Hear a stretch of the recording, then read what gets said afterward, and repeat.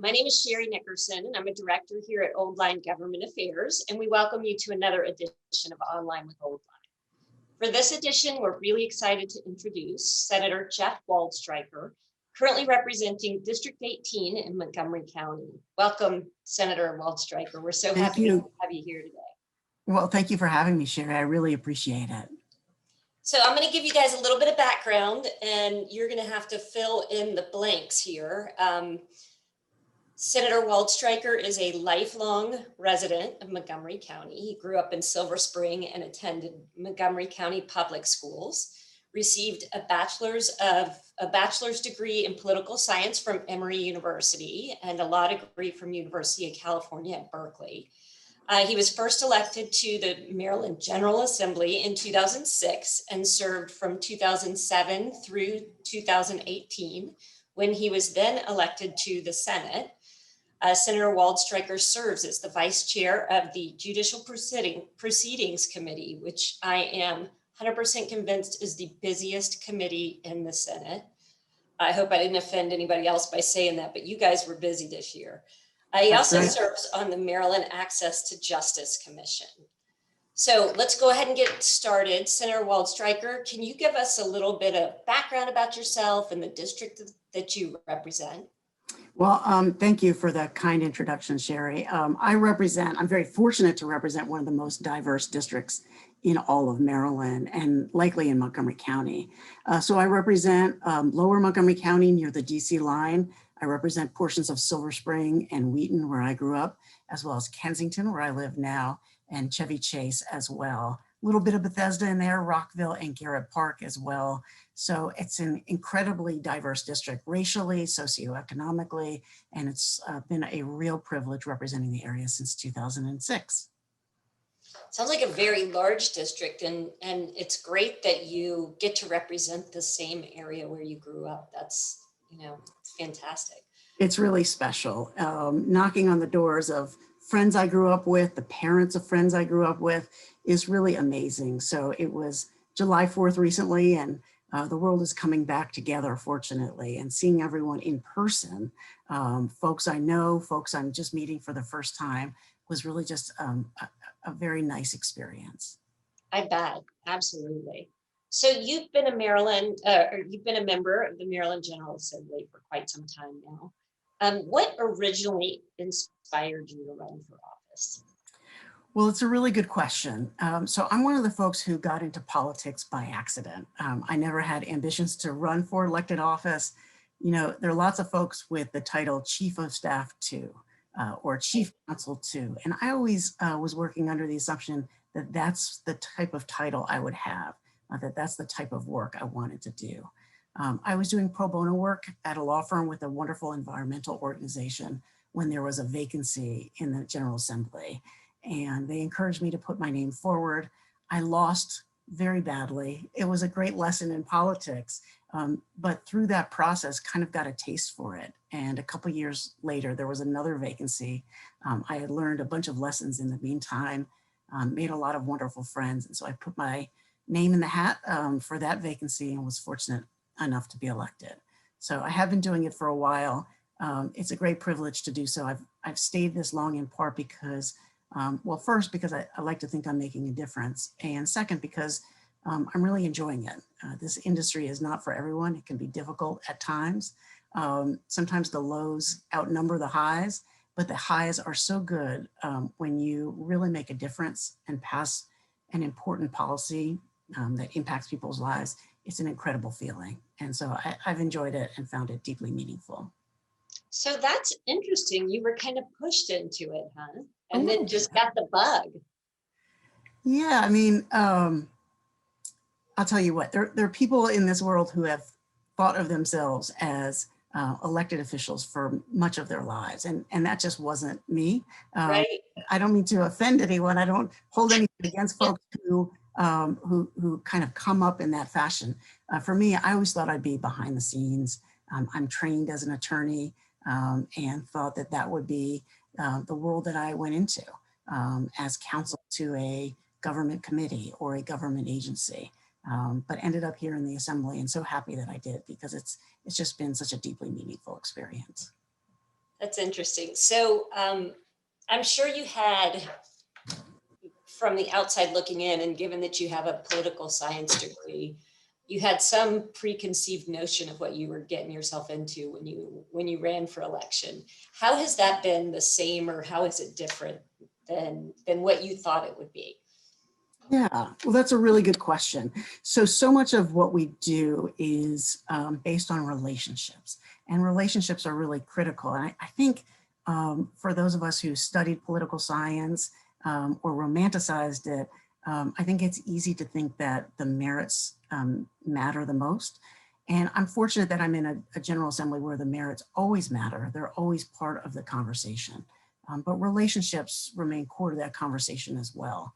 It's like any other workplace. You need to kind of treat your colleagues with respect and show that you care about the issues that they care about. And so when everything is firing on all cylinders and people are treating each other respectfully, that's when most of the progress gets made.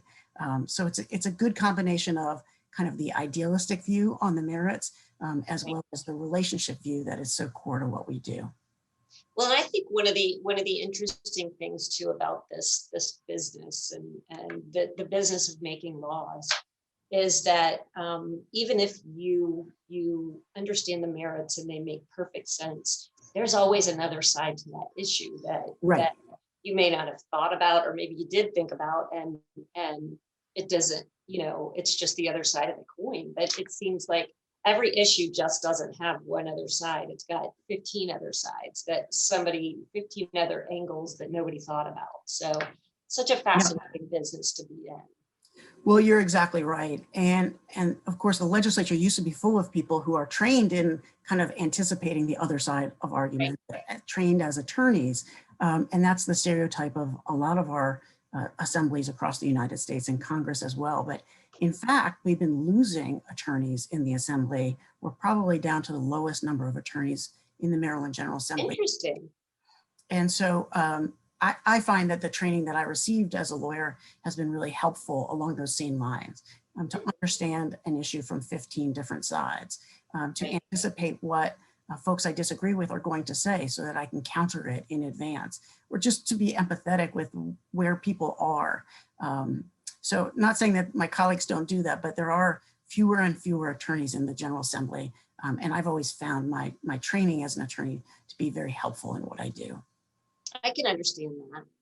So tell us, what do you feel like your biggest accomplishment has been thus far? And it doesn't have to be just one thing. It can be just, what are you proud of that you've accomplished? Well, I'll give you two examples. I've spent much of my time in the Assembly working on criminal justice reform. Right. And over the last 4 terms, we've done dramatic things in Maryland. Our prison population is at the lowest point that it's been since I've served in the Assembly. And that's in part because we are decarcerating. We're allowing people who have minor criminal offenses to serve time outside of jail.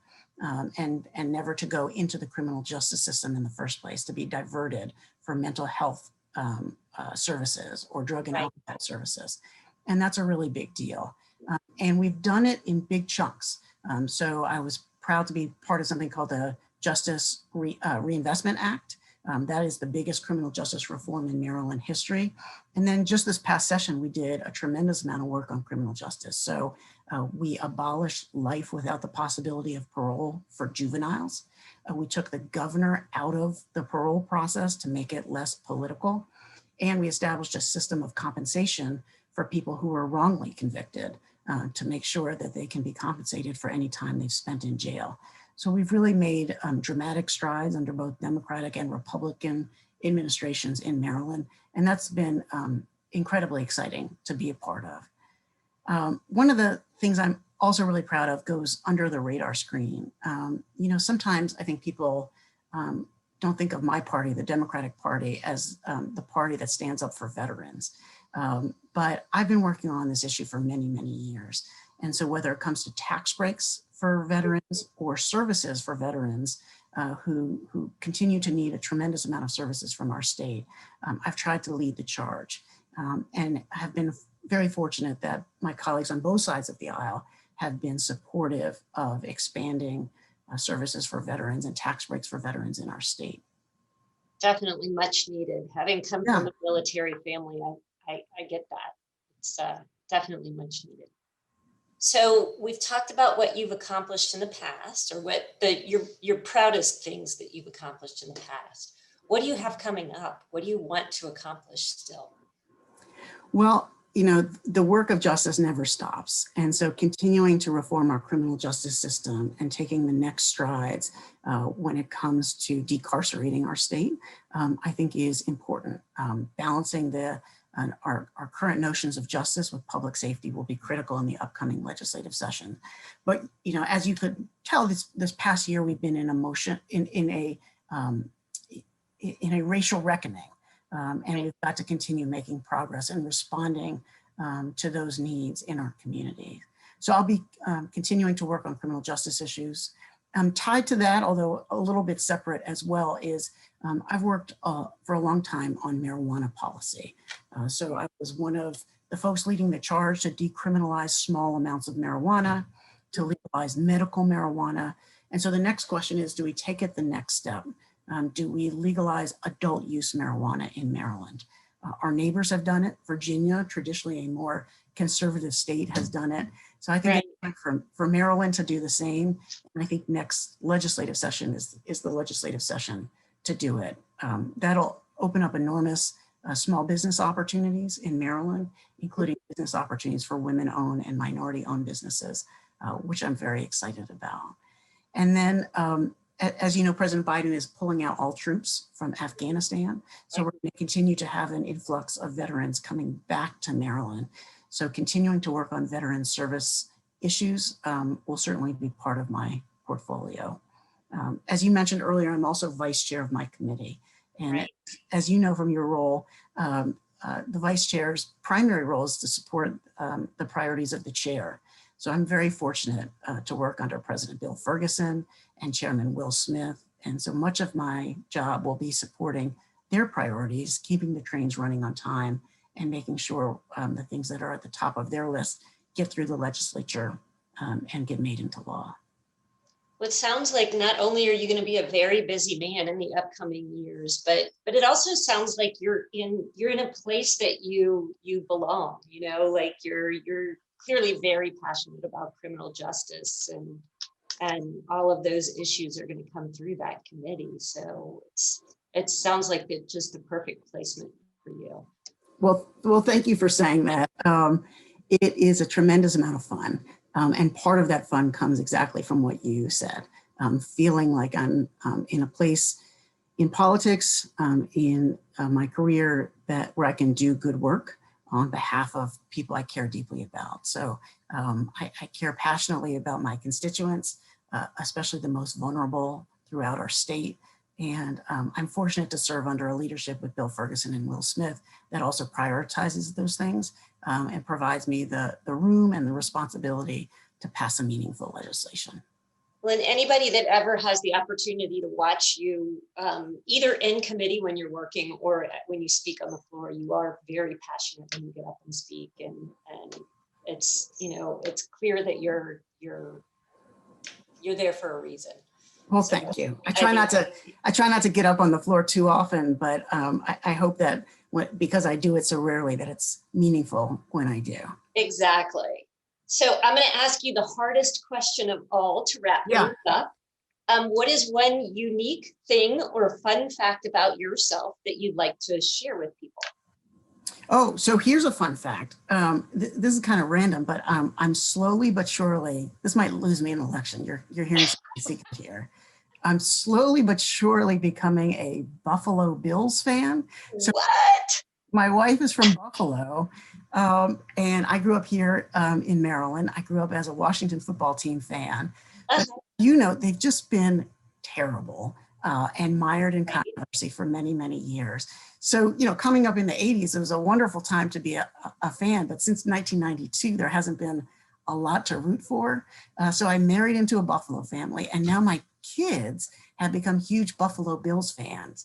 And so I'm kind of on the outskirts here rooting for a terrible team with not a lot to like about it.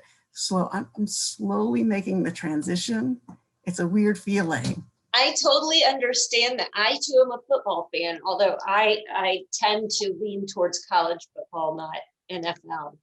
Yeah, And it's great to have your whole family around you watching a game and cheering for the same team. And there's something really great about that moment. So that's right. So we'll see if it sticks. We'll do an interview next year. And, you know, if I'm sounds good. Bill's gear, you'll know I fully made the transition. All right, Senator Waldstreicher, thank you so much for taking the time to be with us today. We really appreciate your time, and we look forward to finding opportunities to work with you again in the future. This was fun, Sherry. Thank you so much. I appreciate it. And for the rest of you, for more conversations with legislators and more online with Old Line, please visit oldlinelobbying.com.